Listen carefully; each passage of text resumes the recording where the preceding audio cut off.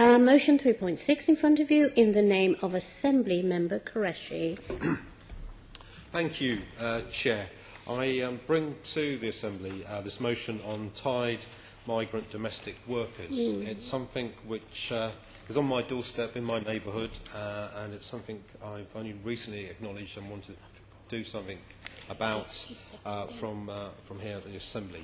It's estimated there are about 17,000 women from poor parts of the world vulnerable to exploitation working as migrant domestic workers in London. They're on low pay, they're suffering usually physical and mental abuse, long working hours, and trafficking is another problem as well. Few of them report their conditions to the authorities, and investigations are rare.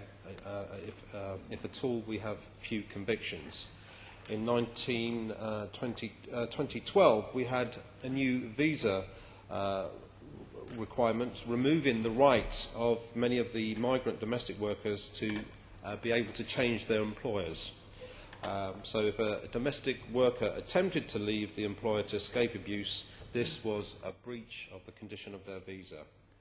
This, unfortunately, is akin to the kafala sponsorship system that we have in Arab countries like Qatar, and they're using to employ construction workers for the World Cup 2022, which gives workers the ability not to change jobs, and if they quit their job, they have to leave the country.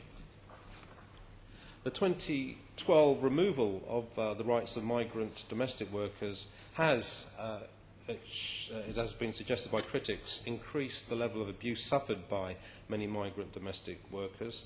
And since the government has failed to repeal the visa amendment in the recent modern-day slavery bill, I think it's important that the London Assembly asks the Mayor to repeal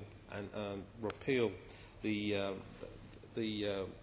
case for tied visas by writing to the Home Secretary in his capacity as the Police and Crime Commissioner for London.